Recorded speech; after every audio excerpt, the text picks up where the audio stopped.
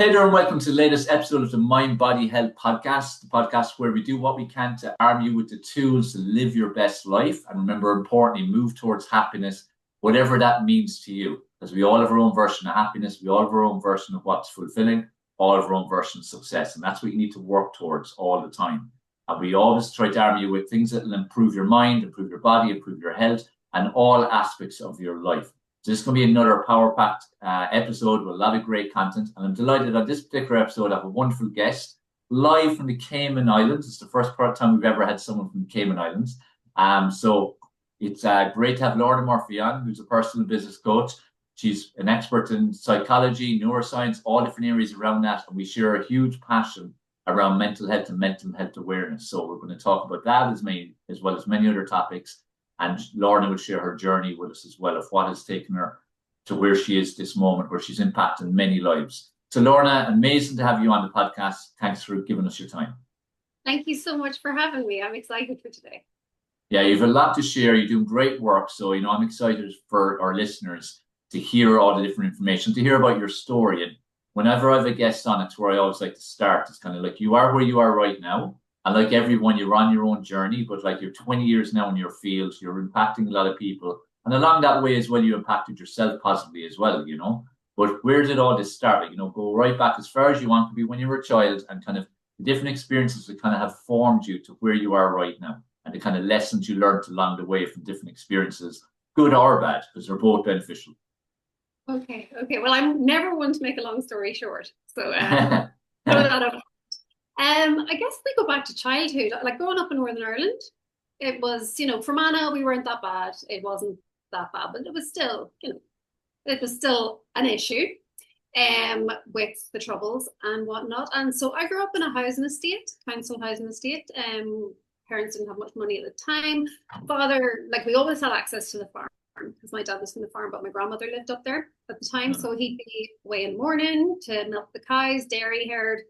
And in the evenings and in between, he was just working in construction the whole time. Mom was stay-at-home mom with the four of us, 2 boys, 2 girls. I'm the second, and the second girl. So I'm the trouble.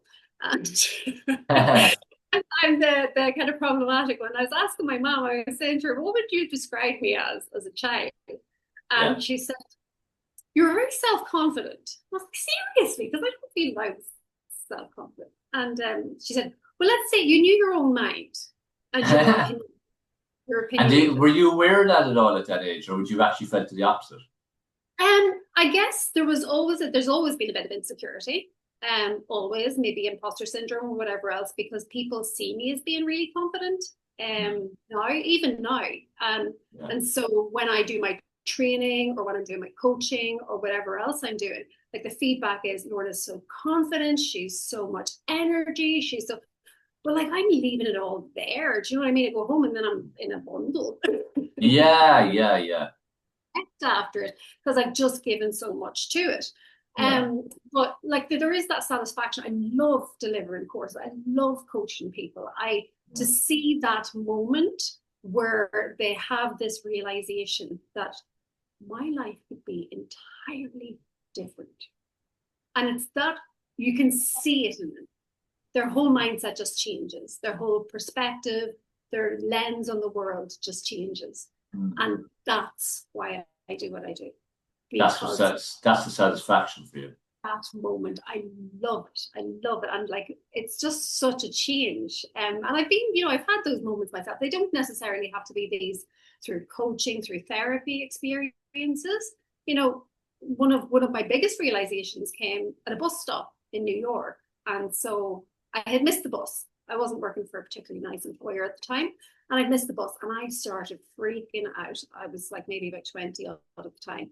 And I just started freaking out. And I was in so much trouble and I was work, whatever else. And just this realization was I can do absolutely nothing about this situation. I can't catch the bus now. I have to wait for the next one and get there. I'll be late and there'll be a consequence or something will be said to me. But just this realization that nobody's going to die. It's not the end of the world.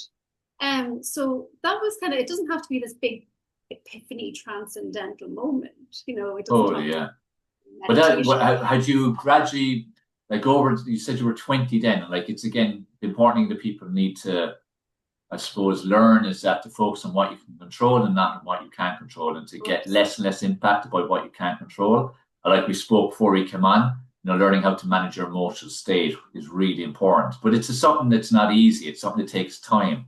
So like you were 20 in the bus stop and, having that thought process and kind of regathering your thoughts, going, you know what, it's at the end of the world. I'll deal with whatever's going to happen. I'm sure then your emotions dramatically changed. Like, had you for a few years before been working in all that area, or was that like a very much a out of the blue situation, or what? That was an out of the blue. That was definitely an out of the blue. I've been working in that job for a while. I have, what did she say to me at the end of it? I admire your tenacity.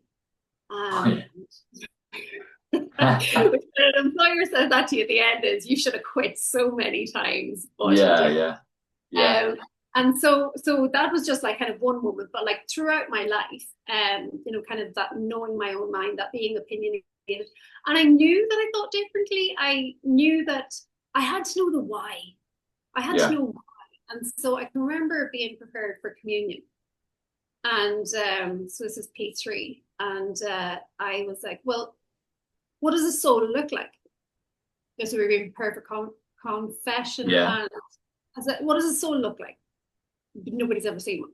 But surely when a surgeon cuts open a person, they can see a soul if the soul is inside the body. No. So, well, how do you know it exists then? Because you just, I was like, no, but why? How do you know? I ended up getting slapped with a ruler. I was going to say, I bet the teachers loved you. Yes. So like, and I can remember like, I read all the time. And so I read this really interesting fact that glass is actually a slow moving liquid, right? Because the way old windows at the bottom, they're wider. Yeah. So it's a slow liquid. And so then we're there for GCSE and you're doing solids, liquids and gases and whatever else. And what is glass? And I said, it's a slow moving liquid. No, it's not. What would it be? And of course, you couldn't just pull out your phone and prove it on Google. You can't know. It was just, I always questioned the authority. But why are you right? Were you labeled as a troublemaker then in school? 6 to 1 and a half, a dozen to the other, because school came very easily to me. I didn't have to have it.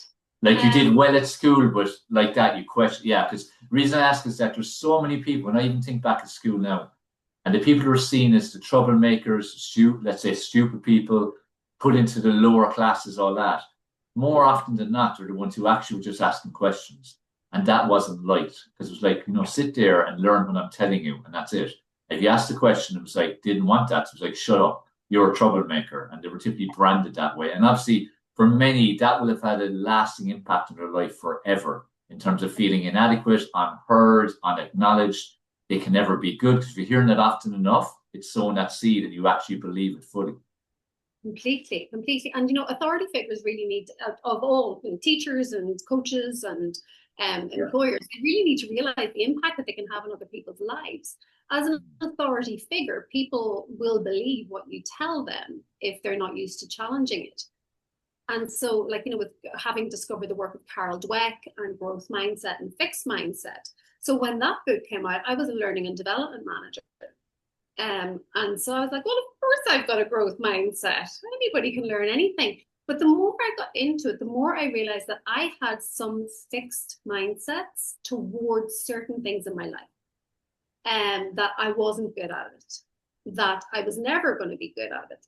And in digging deeper into that, I then found that it was an authority figure at some point had told me I wasn't. Yeah, and like as a kid in school sometimes. Yeah, and you take that on board for a lifetime, and most people never question it. And so that's one of the things that I teach at the beginning of coaching, of any training, leadership, team building, whatever. It's growth mindset, because you have to grasp that mindset before anything else. Because if you have a fixed mindset and you think you're either talented at it or you're not, you're either good at it or you're not, or somebody else has had a step up rather than you, then you're not going to get anywhere. because there's no point in me trying to teach you or show you another way if you think that you're the finished article. And nobody is. Nobody is. Exactly.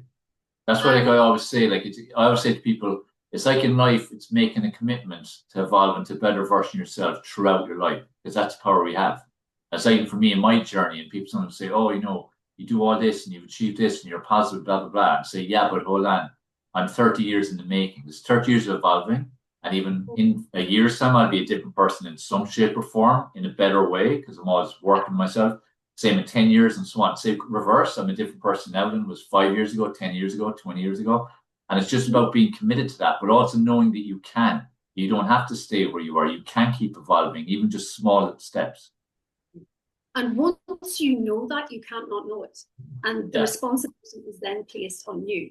So you can blame your life or your situation, your circumstances on your upbringing, but at some point you have to make a realization that you can take back the power, and it's actually not yes, it can be the fault of your socioeconomic upbringing, it can be whatever. However, at some point you can take it back into your own hands. Was there a point in your life or a moment where that clicked properly for you? Like the whole thing of, no, I actually own my life. I take personal responsibility for all, which is, for me, is always true freedom. And I always say to people, like, you're literally holding the pen, writing the script of your life. It's like, it's on you, but you control your reactions at the end of the day. Again, you can't control against other people, but you control your reactions to people and things. So take full ownership, and then you actually are free then, and then you can really develop. Like, was there a moment in life where that kind of just clicked with you, or a graduate, or how did that come about? There was a moment, but it was at 31, maybe 29, 30, around that time anyway. But throughout my life, so like teenage years and whatever else, I didn't feel very confident.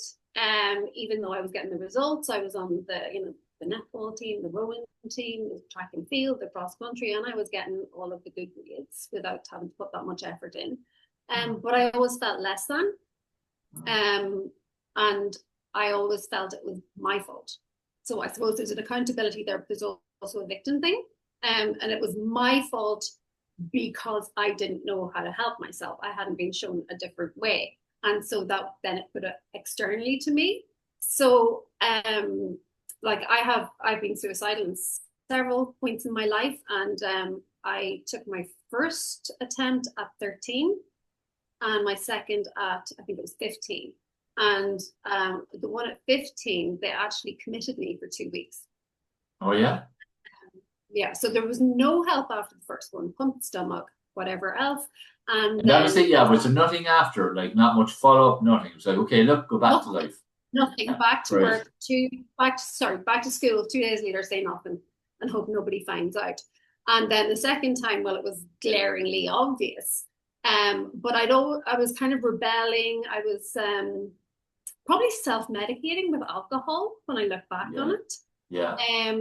Just kind of, it's not that I was running with the wrong crowd. It was just a bit different. It was just, I didn't want to be like everybody else. I kind of wanted to find more meaning in things. I kind of started reading about Buddhism and stuff like that, which with the Catholic upbringing wasn't not ideal. best not well received. Yes. And so for me, that was really, really difficult. And I think that I always felt very insecure and less than. As a teenager, I definitely had undiagnosed depression and probably needed help, but the help wasn't there at the time. It didn't exist in the 1990s in Ireland, or indeed most parts of the world. And it's not that I haven't been since my teenage years, but I've done a lot of work on myself since, and so I can recognize it for what it is. So during my 20s, my thing was escape. I leave my job, I leave my partner, I leave my friends, I leave the city, and I go to the next one.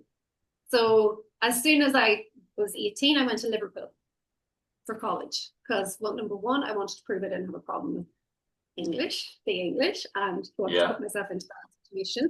And then that was actually one of your motivations at 18, to put yourself into the English. Yes. Interesting, to go against the grain there. Yeah, great. But again, it shows again your mentality. Like at such a young age, you're very mature in your thinking without realizing. Yeah, and then I got there and I had no life skills whatsoever and went into fairly deep depression. And I was diagnosed. I was given pills, but then I didn't take them. I continued on with kind of self-medication.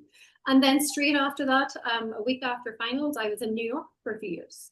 And then after New York, I came back and I was in Belfast for a few years. Then I went to Tokyo for just over a year as an English language teacher. Came back to Dublin, and my dad told me to put the backpack down and get a proper job at 27. Yeah. I got a proper job in a company I shall not mention. But I was like, it was a bums on CG era, right? If you have a pulse and a degree, you can sit in this manager chair. And so I was put in this management role with no training whatsoever. Like, previous to that, I'd been handling classrooms full of Japanese school children, which was great crack, brilliant crack, singing and dancing, whatever else. This is a whole different kettle of fish. But and it was all based on a piece of paper, basically. Yeah, that's why you got the role. Pretty much. And so, and then I had a lot of experience in, kind of being independent, moving away, having different jobs, very checkered. If anybody goes on my LinkedIn, they'll see that there's a list of things.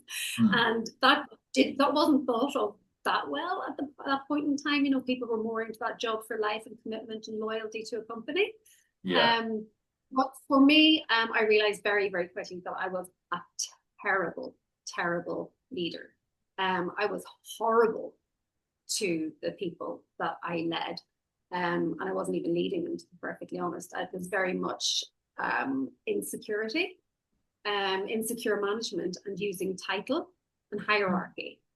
And because I was so self-conscious, because I knew they knew more than me.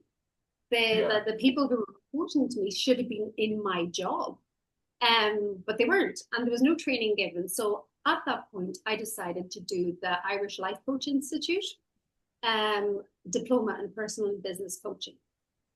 And so that's like 10 months. And so it was at a point in time when life coaching wasn't really that well known, and it was seen as a bit kooky. But I went in anyways. And what happened over those 10 months was this incredible transformation, which is why in my leadership courses now, the first 3 of the 6 modules are based on the leader, their self-awareness, their emotional intelligence, and their mindset. Because if you haven't gone through that journey yourself, you can't show anybody else the way, and you can't bring anybody there. You can't give them examples. But I remember in one of the classes, we were talking about that circle of control, circle of influence, or circle of concern. What's in your control, what's not. And I said, well, no, that my job is making me miserable. And they said, no, you're letting your job make you miserable. I was like, no. Anybody in my job would be miserable, would be depressed, and they're like, no, you're letting this happen to yourself. And the whole class had to stop. I'm sure they were sitting me, but I'm the one who has to ask why until I understand. And so it took about 20 minutes for me to realize that I could have control over my emotions and my reactions to things. And that I didn't have to be in this victim mentality of they are doing this to me. Now, don't get me wrong. A lot of people were very, very unhappy in that company. It wasn't a great environment to be in. Quite cutthroat, backstabbing. You had to be a certain type of person to be promoted there. And so I got promoted a couple of times in there, but it was because I had to be a certain type of person. I fit that mold. It also transpired that the ethos and the KPIs that we were working towards did not agree with my values in any way whatsoever. I was bonused based on how little we paid out. So essentially, you're playing with people's lives here. And so one of my mottos now is don't mess with people's time and you don't mess with people's money. You give them what they are due. But if my bonus is based on me making a settlement with you that is less than you deserve, then that's not good. It's not tied into the values, exactly. So I got promoted to senior manager, and October I went to the doctor and said, I'm not feeling great. He said, if you don't leave your job, your body's going to make you. And I said, I'm grand. Just give me a couple of things to do. I'm fine. So the panic attack started at Christmas. And I don't know. I was like, at that point, I was studying hypnotherapy. And so I was like, has he implanted a suggestion in my head that I'm going to have a breakdown? So the panic attacks continued. And then one day, early March, I was in my suit. I was getting ready to go to work. And I couldn't keep my makeup on. I was doing my makeup and I couldn't keep it on because I couldn't stop crying. And up until that point, I'd been like, when I'm driving to work, it's like, I just want a little bit of a car crash. Not a big car crash, but just a little fender bender so that I can be signed out of work for maybe 5 days and I don't have to go in there. So once I had this breakdown, I was put to bed and told you're never going back to that place. Now, I was very, very lucky that there were voluntary redundancies in the couple of months after that. And so I was like, you're going to pay me to leave? Yes, please. It was good timing. And that was great. But I spent the first year in bed. Literally, I spent the first year in bed. Because you felt so low on yourself, you couldn't get out of bed, basically. Yeah. Couldn't function. Could not function at all. I just lay in bed, laptop, watching reruns of whatever shows and just knowing that all my self-improvement books and all of my life coaching course and all of the tools were there for me to use, but I simply couldn't use them. I was not in any fit shape to use them. And so I can remember, like, I used to go out in my pajamas in the middle of the day and move the car just to make it look like I'd been somewhere that day, as opposed to having been in bed all day. Yeah. So that was the first year. And then the second year, my sister and her family took me in to live with them. And that probably saved my life. And I started then into therapy. And for me, I tried on the behavior therapy, counseling, kind of psychotherapy, hypnotherapy, NLP, all of the things. And I got qualifications in a few of those as well. But then I went to the doctor and I just said, none of this is working. And she said to me, well, I'm a doctor and I can't operate on myself. And I was like, but no, I need to be able to figure out the way out of my own stuff. That day she prescribed me Prozac. And that was like maybe 16 years ago. And that was life-changing for me. The medication, just in the space of a month, I felt so much more like myself. Now, there was still kind of, all of the things from the last couple of years to work through and whatnot, but the medication definitely helped. I'm still medicated today. I'm 46. And so, I've been through a couple of other episodes, postpartum, depression, and whatever else. But it allowed you at least it allowed you just get that little buffer to go from stay in bed all day, can't do anything, you just don't see any purpose or can't function. At least then you can go, okay, what can I do? So that's where you battled for age to try and do it yourself. You got to the point then where, look, I need to get some help here, and you got the medication, and it just allowed you to start working on yourself.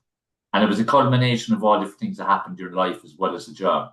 The job was probably the straw that broke the camel's back, really, wasn't it? It absolutely was. It absolutely was. And so one of the things that you didn't tell me whether I can swear or not, but you can. I continue to say that my purpose is no shitty managers, no more shitty managers, no more shitty companies. Right. Psychological safety in the workplace, that they can bring their whole selves to work. I can remember people saying, listen, I don't care what your problems are, you leave them at the door. You can't do that. You can't do it. And that was before I had the babies. Like, there's only three months of maternity leave here. And going back to work after 3 months and being expected to work like you haven't had a baby. Yeah, like ridiculous. You're sleeping all night. Like, it's just that's ludicrous. And it's actually cruelty. Like, I don't know what, I think it's 8 weeks or 12 weeks you can take a pup off their mother. And you're doing that to humans. Yeah. Who are, kind of even less evolved than they can go in.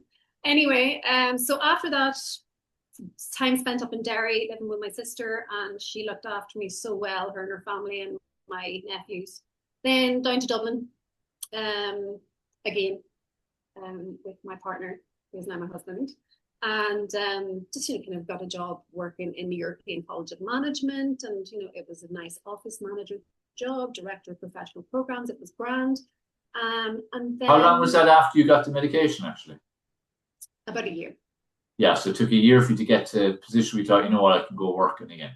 Yeah, well, I did actually get a job as an assistant in a gift shop in Derry. Yeah. And so that was me kind of increasing my confidence and being able to Brilliant. speak to people again. Yeah. But like, that's going from being a senior manager in a company where you're managing like so many people internally, so many people externally, and it was just like this plummet. Now, I love in the gift shop. It was great. It was really. But it's great that you were willing to do that, because it's like we spoke of before we came on, the importance again of small steps. So for you, yes, you had such a high position. Yes, you had such responsibility and all these people to manage and so on and so on. And some people would look at go work in a gift shop as assistant as, God, it's way beneath me. But the thing is, it's a job. It's a step in the right direction. You've gone from a year in bed. You've gone from needing to go on medication just to save your life in a way.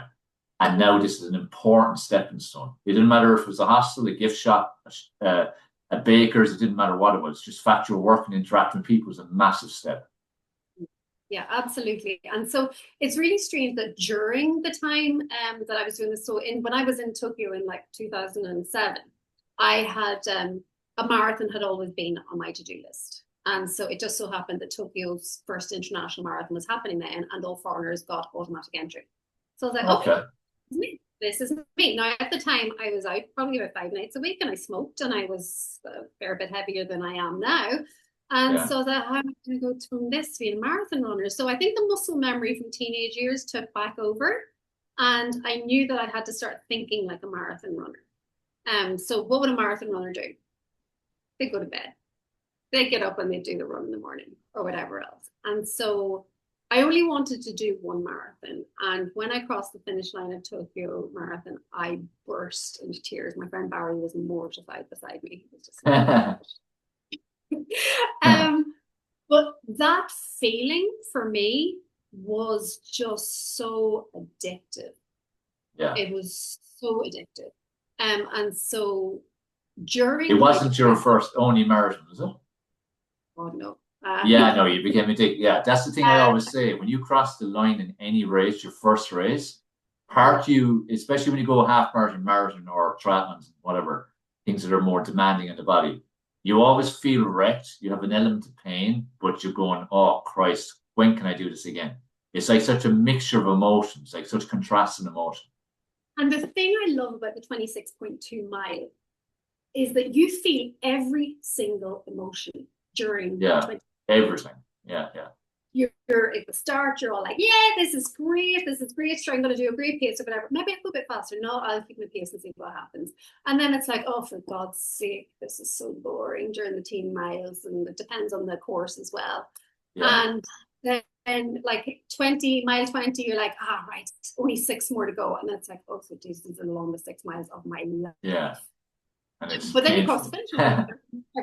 Fine. Everything is fine. Everything is wonderful in the world again. Yeah. And the thing that I love about it is that nobody got you across that finish line but you. Yeah. Nobody helped you. Nobody took the steps for you. You didn't take any shortcuts. You did it. You did, and you deserve all of that. So, and it goes back to like owning your life, though. It's the same thing. You have to, again, do the work yourself. You can't just wish it to happen. You can't rely on other people to make things happen. You have to make things happen. Whatever the finish line is, it could be in relationships, professional life, money. It could be in another athletic event. It doesn't matter what it is. You have to get across the finish line. Yeah. And so that for me replaced the alcohol, the smoking, the whatever. And so I did the Buyer 100. It was like in 2000, and have you heard of it? Like I've heard of it, yeah. Maybe 2008, and it was led by Ian McKeever, who at the time held the record for the 7 summits, and it was the highest peak in every county in Ireland in 100 hours. And so the training for that was insane. It was insane. So I think about like 120 of us started it. I think like most people finished it, but within the 100 hours, there were probably only about 20 of us. Yeah. And there were like 4 or 5 females in that. But I wasn't giving up. There was no way. And I was slowing everybody down at the end. And I probably should have bowed out. But I was like, no, I'm doing this. Yeah. And then shortly after that, I did another couple of marathons. I'm now up to 44. Yeah. 44. Yeah. I get to 50 eventually. But for example, my last one was Berlin. Now, I don't exercise anymore. I don't train anymore, whatever else. But I know that I have the mind over matter. I have the mindset that nothing is going to be worse than Nuri Marathon the day after spending the day in Spain at the Kings of Leon and getting 3 hours sleep. That's a good comparison, yeah. It was brutal. And I was like, as soon as I finish this marathon, I swear to God, I'm going to kill myself. This is it. I've never felt this low in my entire life. But it was like, as soon as I finish the marathon, I'm going to go do. So it was just like, I have to finish it first and then. Yeah, it's amazing the feeling. Yeah, so like, everything was grand after that. Someone gave me a packet of potato and a Snickers and it was fine. And so then like it just became my thing. Now, one of my recent therapists, who is EDMR, the rapid eye movement therapy for trauma, he said that the marathons are another form of self-harm. And I was like, I don't get that. I don't get For you or in general? For me. For you, he saw it as that, okay, or he or she saw it as that, okay, he saw it as a form of self-harm because it's having to prove myself to myself. I'm not doing it for anybody else, but I'm also putting myself through intense pain without having trained for it.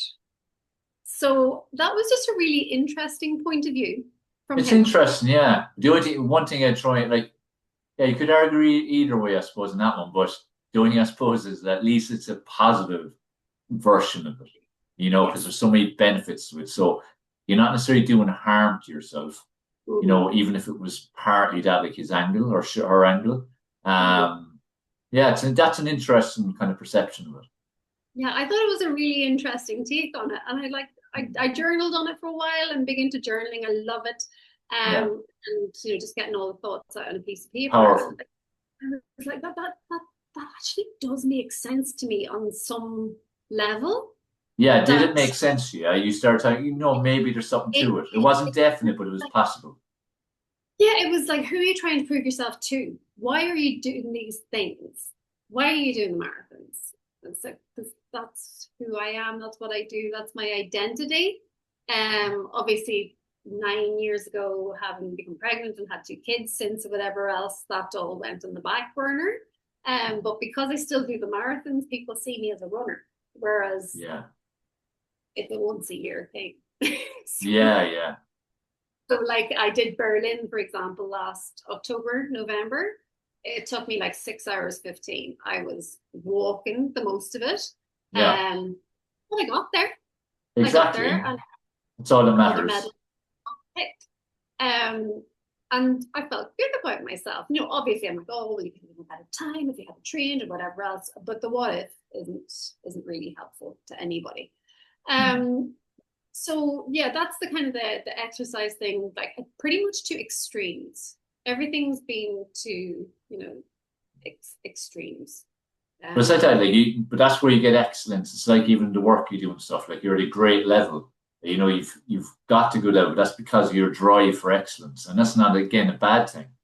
So again, some people can look at things either way, but far better off to be on that side than on the other side. Same as like with the marathons. Far better off to be doing regular marathons. If someone's called you addicted, wherever they can, but you're doing marathons versus somebody who sits down, does nothing all day, eats loads of junk, drinks all the time, smokes all the time, would never exercise, barely would walk. Like it's far better to be where you were to marathons than to be in that situation. That's true. That's very true. And I don't drink. I don't smoke anymore. Drinking just does absolutely nothing for me. It's not a good thing for me to do. And so I realized that many years ago. that was a really good transformation for me. A lot of people have trouble giving up alcohol, but for me, it was just the realization that it was not worth it.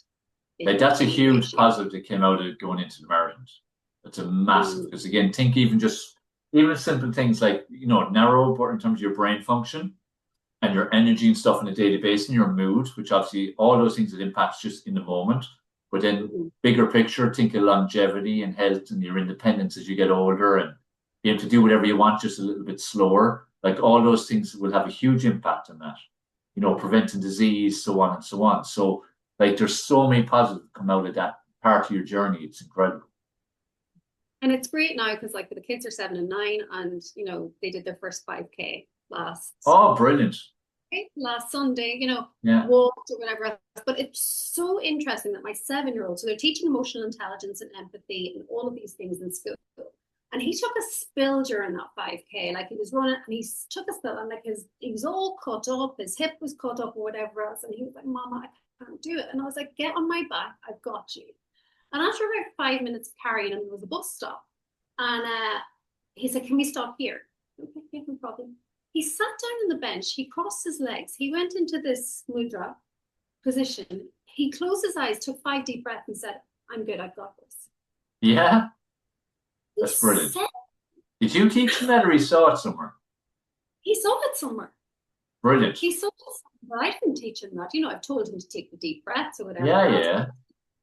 But one thing I'd say there, though, is both you as a role model and also the type of things that I'm sure things you've had with them, even at a young age, like, their brains are wired differently to a lot of kids in terms of they're more open to stuff. So he was more open to probably coming across something like that versus just watching cartoons, that type of idea. So it's no coincidence, for instance, that you were on your journey, you do what you do now, you had your kids, and that one of them is doing that, and that they've both done a 5K. Like, it's amazing. Yeah, and like the week before, the 9-year-old did his first 1 mile sea swim. So, like, that's a big year in Cayman. Every year, flower sea swim, 800 people get in the water, swim a mile. And so Tiernan, I signed him up for it. But I was a bit, is he not doing anything? I was swimming close to the shore, and he could stand up if he needed to take a break. And he's like, "I've got this. Let's go deeper." Okay, so. And he was grand. He was grand throughout the whole thing. Some people were cheering him on from the hotels, whatever. And he's like, "Thank you, thank you." Yeah. So he could have gone a lot faster, but I just wanted to kind of take care of him and make sure he was all right for the first one. And now he's like, "I need to do an hour every day because I need to get better." Yeah. And so, But that's great. You have that mindset already at that age. It's fantastic. Role model too. Like 2 years ago, you couldn't got Tiernan to do very much, and he wasn't into football and he wasn't into whatever. But now I'm not eating sugar because Ronaldo doesn't eat sugar. Yeah, I'm not. He's using it as a role model. Yeah, this is why I always say, like, for parents, you've such an important role because you literally are forming this child into what they will become as an adult, and it's so important. Again, be a role model, communicate openly. Give them some form of emotional intelligence, give them some understanding. All the various aspects of health and well-being, growth mind. Like, your kids are clearly growth minded. Again, I can relate to my own son in terms of what I would have done my best in terms of as an influence when he was that age and further up along to now he's nearly 20. And it has such an impact, and it's so great to see the benefits of it. Like that, like them both facing challenges and they're both going, "I got it." Like, that's such an important shift in their minds. I like that, recognizing what Ronaldo's doing and then copying what he's doing. Like, it's amazing. Great to have that mind. It's fantastic. It's fantastic to see it in them, and at such a young age. When social media is taking over their lives. Like, they want Roblox, they want, like, Minecraft's grand, but they want Roblox, they want all of the games and stuff like that. We limit screen time, like an hour on a Friday, an hour on Sunday. That's it. You're not allowed it anymore. And so, recently they've been very much into Lego, which is great. Football. But at the same time, they still like to slither on the couch and just lie there and do nothing. It's part of the life now, but that's the key thing though for parents: limit the screen time. It's not you can get rid of it, because look, it's part of the modern world. They're growing up in it. It's going to increase that way, so they're going to need it no matter what they're going to do to a degree. but it's just limit it and let them understand why you need to limit it, what the negatives are about it. Yeah, and the realization that I'm not necessarily a good role model for them in that regard, because like I'm on the phone, I doom scroll like everybody else. I don't know if you've seen The Social Dilemma on Netflix. But, yeah, brilliant. They're way smarter than any of us in the race to the brainstem, so that they can get our attention to advertise to us more and more and more and more and more. I always say, like, smartphones and social media and the whole combo of all of it, it's absolute genius. But again, it's so destructive to humanity. And you can see it everywhere in terms of how destructive it is. And it's like a lot of stuff for humans, throughout history, new advances, new technology, it can be so positive, and unfortunately humans use them for a mainly negative purpose, unfortunately. But it comes back again, though, to owning your life, taking personal responsibility, like that, have control. So like that, you embedding controls over how much the kids can go at screen time. I'm sure, try it sometimes yourself then as well. Doesn't mean, again, you're always going to do it right, but you do it as much as you can and understand why. That's the key. And like everything, self-awareness is the starting point of it. And I think, I've been really, really lucky because I've had such great role models in my life. Like my father worked so hard, so much to provide for us. My mom, when she, I think the youngest of us was 3, so he went and stayed with our grandmother, while she went up to Belfast, 100 miles up the road, to do her PGCE. Yeah. So they're 5, 7, and 9. So we went to school, then we went to a neighbour's house to be babysat, then Daddy looked after us. And then we would see our youngest brother, Kevin, on Wednesday evenings and with Mommy, and on the weekends with Mom. But she had to make that sacrifice to provide for us and to be able to get a job after being a stay-at-home mom for so long, knowing that Kevin was going to be going into school the next year. But she, that can't have been easy to leave, 4 kids. Of course not. Yeah. Not see them for most of the week. And so my father as well, very, very hard worker. Well, you can't have a farm and not work. Yeah, exactly. Yeah, exactly. My mom says it's a very expensive hobby, but that's what he does now. And he's 72 and he just does this thing on the farm. He's always working. Yeah. So to see that kind of level of commitment, of determination, of work ethic. And do whatever it takes, for both of them. They did whatever they had to do to provide for you guys. And it can't have been easy. It can't have been. I think of having kids in my 30s, they had us in our 20s. Yeah. In my 20s, I could barely look after myself, let alone anybody else. So I've been really, really fortunate to have these role models, and all 3 of my siblings are entrepreneurs. Yeah. They all work for themselves. And no coincidence. I don't think that's a coincidence. I don't. And I think that it's also that kind of rebellion. We don't want to work for anybody else. We want the freedom to do what we want to do when we want to do it. So, for example, the last 3 years, since I started up Lorna Murphy Consulting, we've been able to go home for 2 months of the summer. Yeah. And the boys call Ireland home, even though they were born and raised here. And so, we've been really lucky to have the freedom to be able to do that. A lot of my coaching calls can take place online like this. Yeah. Over the summer. And nobody really wants training and development in their organizations over the summer because everybody's on holiday. Everybody's on go slow. So it works out perfectly for us. And so it's that having your time back. I've written it down so many times. Freedom is the ability to do what you want, when you want to do it, wherever you want to do it, and with whomever consents to do it with you. Yeah. Yeah, exactly.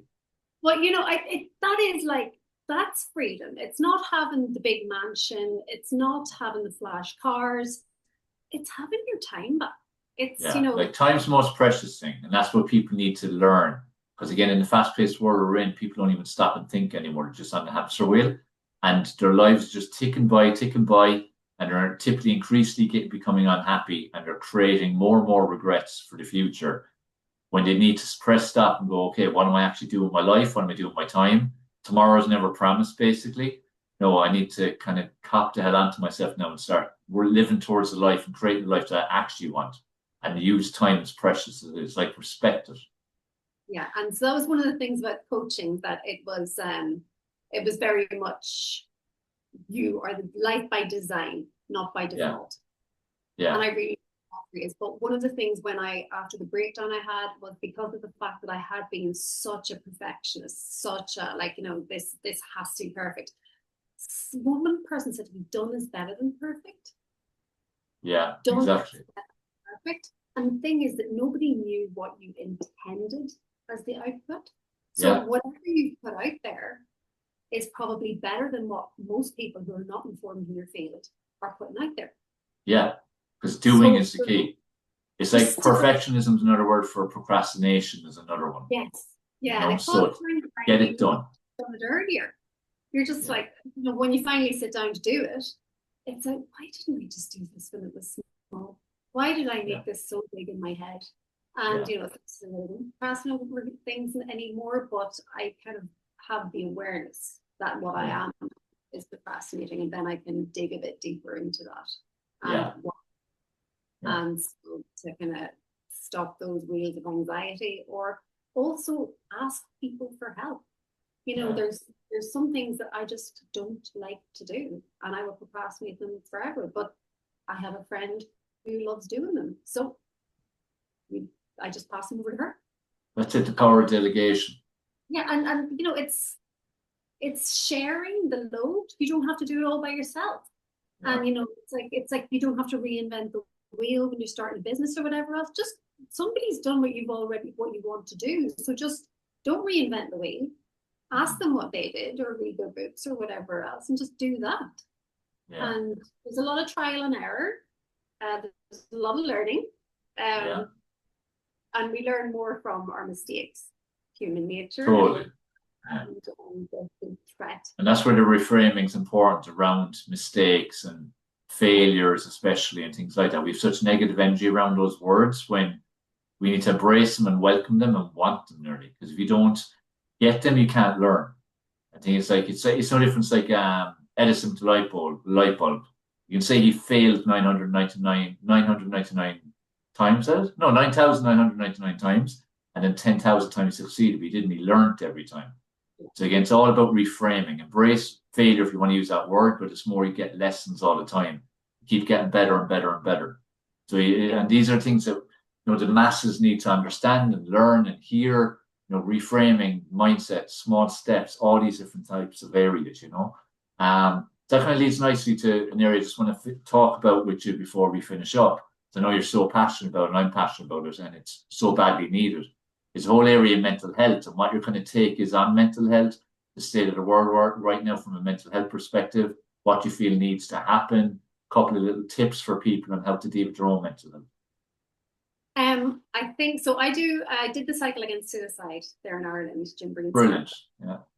And they have an online mental health for companies called I Am Here. So I introduced that here in the Caribbean to one of the organizations here, and it's been doing really well. It's okay not to feel okay. It's okay to ask for help, and help is available. And so it's to acknowledge the fact that it's happening first, and it's not a bad thing. You're not on your own. Like, if you've broken your arm, people sign up to sign your cast. But if you have depression or anxiety or bipolar or whatever else, people are like, whoa, stay away. And I think it's this labeling of things, but it has to become norm, because mental illness has always been around, but it's just been hidden, or it's been shameful or whatever else. Yeah, it's suppressed. And in every single one of my trainings, I just talk about it. It could be time management training. And I say, the thing is, the reason that you could be having issues with time management is because of the fact that you're feeling totally overwhelmed, or you've got so much else going on, or you may be in whatever state that is, or you may have something else going on. And, so in all of my trainings, I talk about mental illness. I talk about the fact that, look at my job. I stand up here in front of people and train people. I've delivered thousands of courses to thousands of people. And I stand up there, but it takes 6 medications to get me standing up there. Yeah. And they gasp. They're like, Yeah. what? I said, yes, mental illness can wear makeup and a smile. Yeah. And show up at work. And so it doesn't, therapy is brilliant. Go take advantage of it. Most of your organizations have it for free as a support for their people. Use it. It's there. It's just like, kind of just going out there and just vomit it out into the therapist's office, and then you leave it behind you. But also being aware of the fact that, medication is not, and I resisted the medication for as long as I possibly could. And it was a stigma in my head, but it was the best possible thing for me after trying all the other things, because having gone searching and searching and searching for trauma, like these traumatic events, there weren't any. Yeah. There weren't any in my childhood that were causing it. Like, I've had some traumatic events since, but how I've been able to handle those was, I'm not going to let one asshole in 10 minutes ruin my life. So that was after an attack where the guy broke into my house at 4:00 in the morning. And so I fought him back. And I think he was more scared than I was at the end. But then afterwards, I found my kitchen knife on the floor. And he had left his jeans on my back fence. Yeah. So I was beaten up, I was bruised, I was whatever, but I was like, I'm not going to let one asshole in 10 minutes ruin my life. Yeah. So I'm going to I'm going to give myself 3 months, work through it, do whatever it is that you need to do, and then you're moving on. And so, things happen, but you can't let them take over. Can them define your life. Like, that's the problem. People let incidents, and some things are super traumatic, but that needs to be the fire people need to have, that I'm not going to let that define me, versus just succumbing to too easily and it defines you. And that's really, again, part of society. It's like, oh, if that happens to you, it's natural to just go down in darkness forever, when it's not the only option. Doesn't mean you can't have a bit of darkness. Of course you can. Trauma is trauma. But you need to, again, go back to the growth thing, evolving, take steps towards the light, take steps in growing, helping yourself, developing yourself, because that's the option that you do have. And like, never before has, access been better for, help. There's books, I have loads of them. There's books, there's online courses, there's, there are helplines, everybody's a doctor. There's so many resources and so much help out there, but you have to take a step towards them. And so that's, I in all of my trainings, I talk about looking after your own mental health, but also being considerate of the fact that you have absolutely no idea what is going on in anybody else's life. Yeah, exactly. And if you did, you would you wouldn't swap your problems for theirs. But also to just be kind to people, be nice to people, treat them as if, whatever it is could be the final, the straw that breaks the camel's back, because you have no idea. Just the same as nobody in my workplace before I had the breakdown knew that was going to happen. And they could see I was miserable, but I didn't see it going to happen. They didn't see it going to happen, but then it did. And I wasn't the only one. But I think it's to be able to pick yourself up from it and then to use it. Use it. So, some people have had breakdowns in their lives and they never speak about them again. It's a shameful part of their lives. Whereas I will say, please don't let it get to that point. Yeah, share your experience. Yeah, you don't, so you let can help others not do it. You recharge your phone when it's like, kind of a quarter of the way to the end. But we have to look after ourselves in the same way and consistently, not just once in a while. And this kind of perception of self-care being selfish. Not. All need our brain breaks. We all need our time to ourselves to do the things that we love. And so one of the things I was thinking about, because this is the first time I've done a podcast, so I was a bit nervous about it, right? But I always try and reframe. Nervousness feels the same as excitement. Yeah, exactly. Yeah. It's another reframing people need. Yeah. So physiologically, it feels the same. I'm nervous. I'm a little bit afraid, but that's because I'm trying something new. And that's outside my comfort zone. And The first time I do it, am I going to be good at it? Probably not. It's probably going to be a disaster. However, the next time I do it, I'll feel a bit better. And the next time I do it. So one of the things that I do with my coaching clients is and my trainers, the people who train with me, I say, when was the last time you did something new?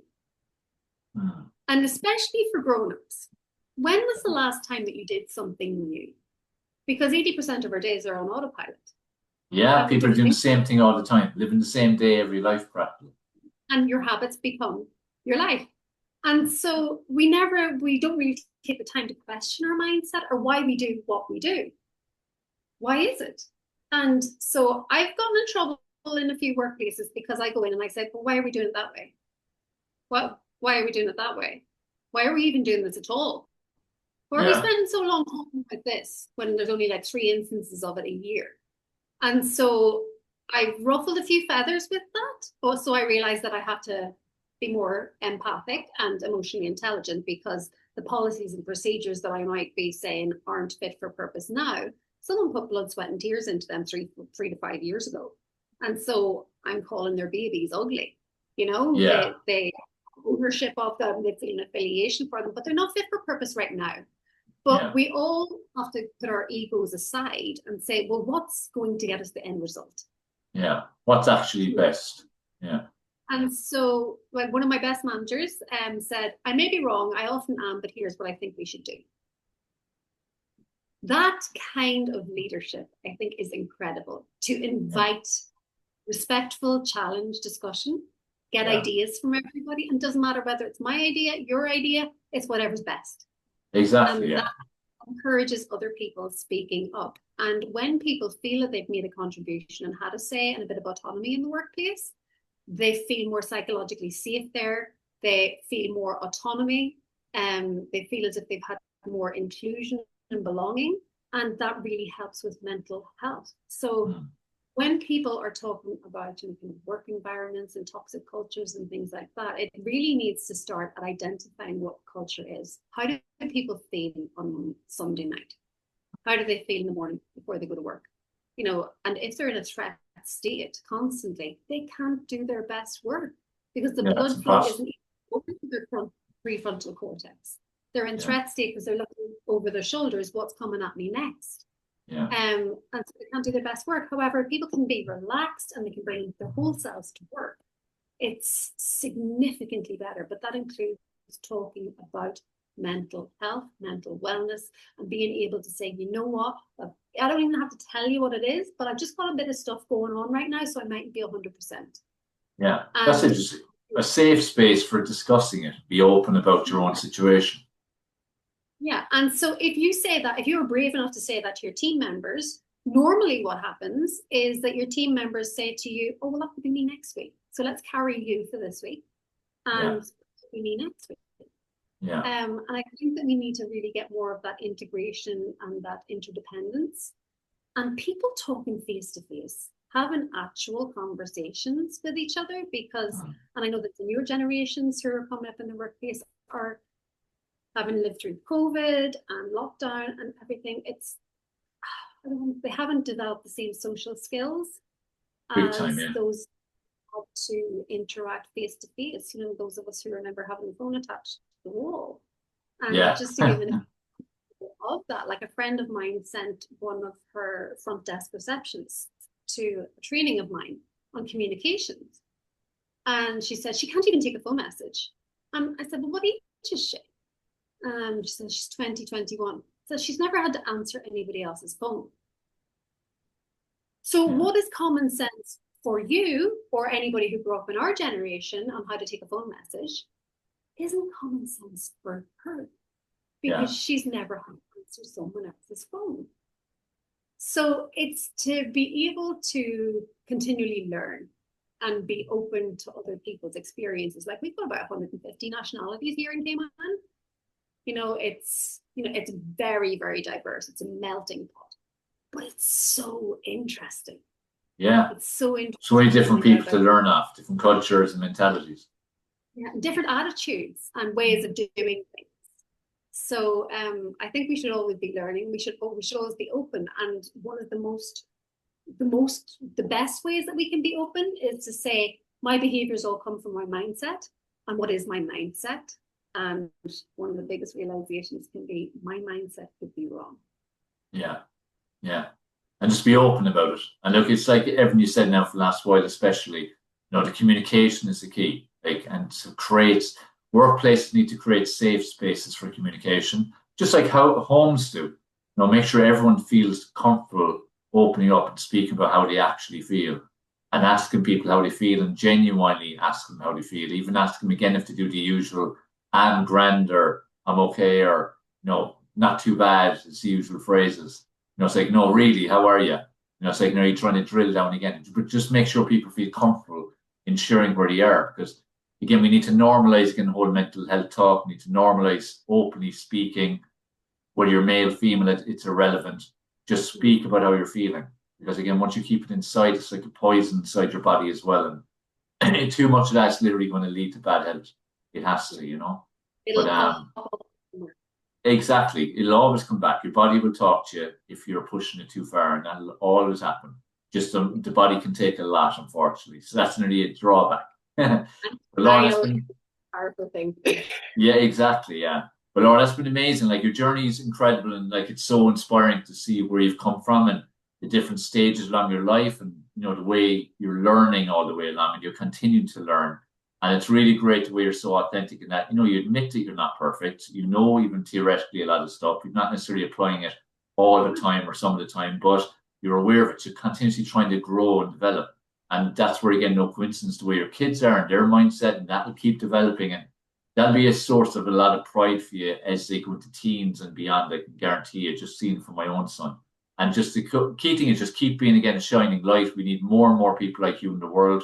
It's a time when we need to counteract the incessant negativity that's out there and reframe a lot of stuff, shift people's mindsets, get them to realize that they can actually take ownership.